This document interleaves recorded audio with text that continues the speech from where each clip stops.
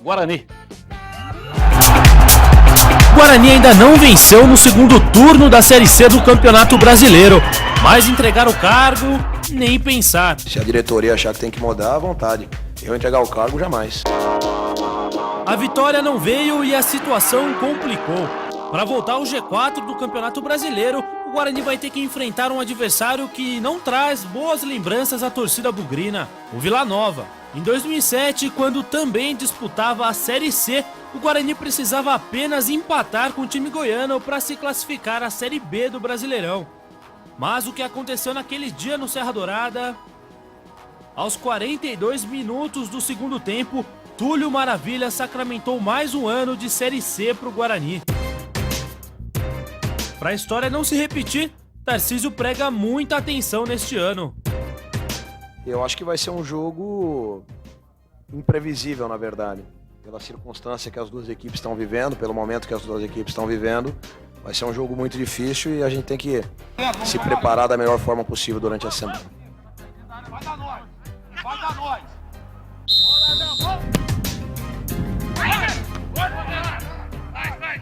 O jogo é muito difícil, o estádio Serra Dourada tem o maior gramado do Brasil. O Guarani treinou num gramado pequeno, por iniciativa do Tarcísio Pugliese, reduziu as dimensões do gramado do estádio Branco de Ouro para adaptar o gramado aos gramados da Série C. Só que o Serra Dourada realmente tem um gramado gigantesco. E aí a situação é muito complicada, é lá que o Guarani vai jogar a vida dele na Série C. Começo com você, Carlos Giacomelli, o que você está prevendo aí, né, para esta situação do Guarani? É um jogo bastante difícil, viu, Batista? E só um detalhe, no início do campeonato a gente falava, quando foi reduzido o tamanho do brinco, né, se seria melhor reduzir o tamanho para se equivaler aos outros times ou deixar grande para ser um diferencial do Guarani jogando em casa, porque podia ser um diferencial positivo para o Guarani ter um gramado melhor jogando em casa. Agora, se ele tivesse esse gramado grande, tivesse treinado o ano inteiro nesse gramado maior, talvez teria mais facilidade no Serra Dourada. Mas isso já foi a passado, o jogo é dificílimo no sábado, o Vila Nova joga a sua classificação, o Guarani vai ter que ser diferente, vai ter que ser efetivo. Perdeu muitos gols contra o Betim, uma cena até que fez um bom jogo, mas não conseguiu colocar a bola para dentro. Então o Guarani, há 8 jogos não vence, precisa mudar esse retrospecto. Tem que ser efetivo, Batista. O Guarani tem chegado em alguns momentos, tem às vezes dominado o jogo, mas não consegue balançar as redes. Então, eu acho que está faltando efetividade para o Guarani e tem que ser nessa partida, porque se o Guarani perder, acabou. É isso mesmo. Choque, Batista. Se o Tarcísio não fizer algo diferente nesse jogo contra o Vila Nova, eu mudaria os 3. Apesar do Paulão ser o capitão, para mim não tem condições de ser capitão do Guarani de time nenhum. Tiraria os 2 zagueiros, tiraria o Juliano, apesar de ter feito um bom campeonato, tiraria os 3, colocaria um volante bom de contenção para jogar ao lado do Edmilson e no ataque eu colocaria o Enan ao lado do Macena. O Guarani precisa ganhar esse jogo e precisa ganhar o próximo, e para isso tem que fazer essas modificações. Mas como é que ele vai tirar os 2 zagueiros, vai colocar quem? Porque o zagueiro André Alves, que estava aí, foi dispensado. Ele tem que pegar... Ele foi naquela relação de 5 lá que foram mandados embora. A Ponte Preta, vou fazer um comparativo. Tem gente que não gosta, mas eu vou fazer. Pegou jogadores da base como o Aleph, como o Ratão e estão dando certo na Série A. Por que não pegar jogadores da base do Guarani para darem certo na Série C do Campeonato Brasileiro, que é muito mais fraca? Olha, de uma coisa você está absolutamente correto. Se você faz sempre as mesmas coisas, vai colher os resultados. Então esse time aí, no segundo turno, já provou que não tem condições de reverter a situação. São 8 partidas sem vitória. E agora, do nada, assim, ó, vai lá no Serra Dourada e vence a equipe do Vila Nova. Não vai vencer, não tem condições, se não tiver algo mais. Então, o algo mais pode ser a iniciativa da diretoria, vai tirar o time de Campinas, vai para Anápolis para fazer lá uma adaptação. Esse é um item. Outro item seria mandar o treinador embora, trazer um novo treinador.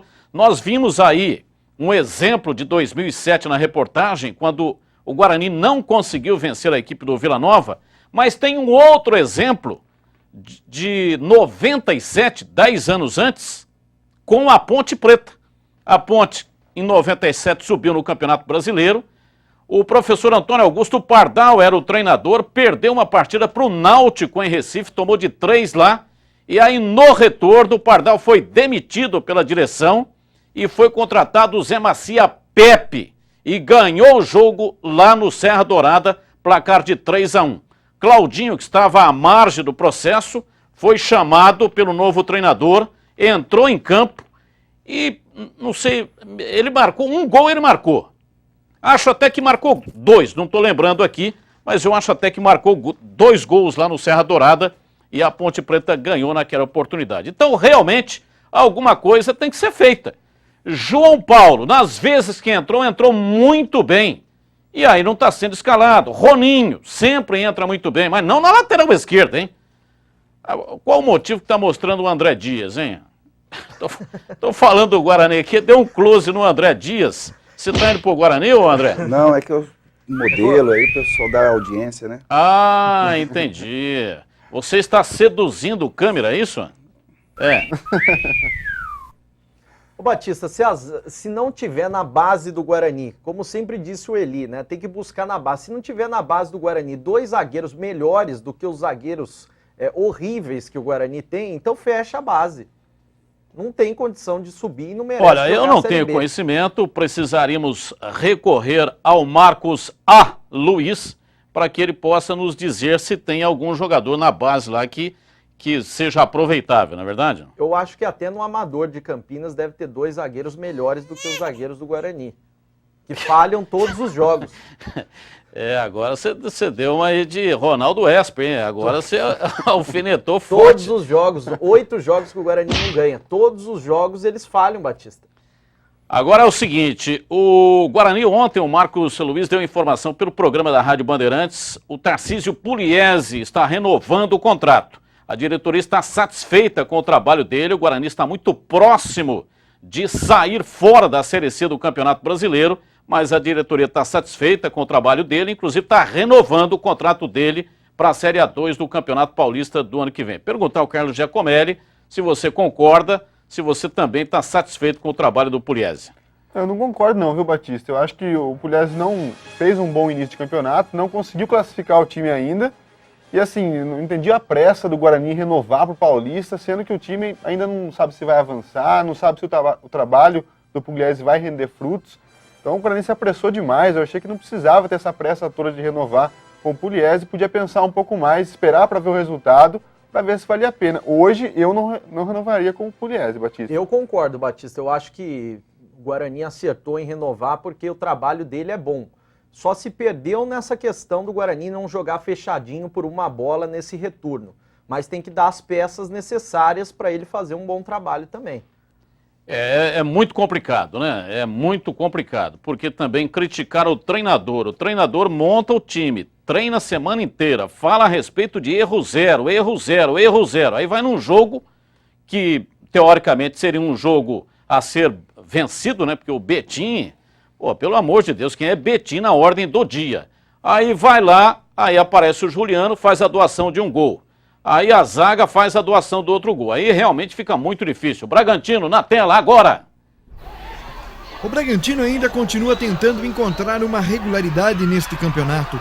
Com o retorno do técnico Marcelo Veiga, o Leão até voltou a reagir. Mas na última rodada acabou tropeçando novamente. O que será que anda acontecendo? Será que a falta de jogadores ainda é um problema por aqui? Nós temos 10 atacantes. Então joga 2 ou joga 3. Se jogar 3, ficar 3 no banco, sobra 4.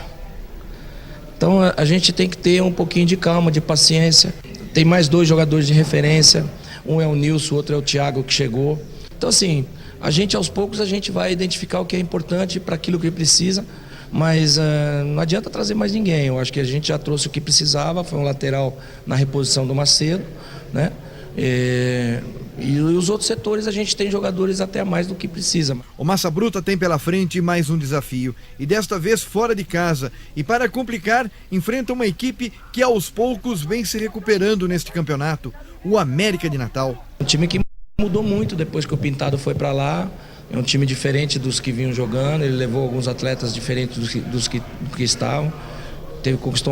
vem conquistando bons resultados, conseguiu tirar o América aí da zona de rebaixamento.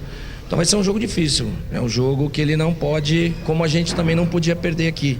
Então a gente sabe da responsabilidade que tem, ele tem que fazer um jogo a 100% lá. Se a partida será difícil, então como vencer o adversário desta noite, que está sendo comandado por um ex-Bragantino? Sem invenção, né? Eu acho que é recuperar esse pessoal que jogou, ver quem tem condições. O Geandro está de volta, é um jogador que a gente pode ganhar como opção ali. Tem algumas peças que são importantes para a gente poder recuperar para essa próxima partida. E é o que a gente quer.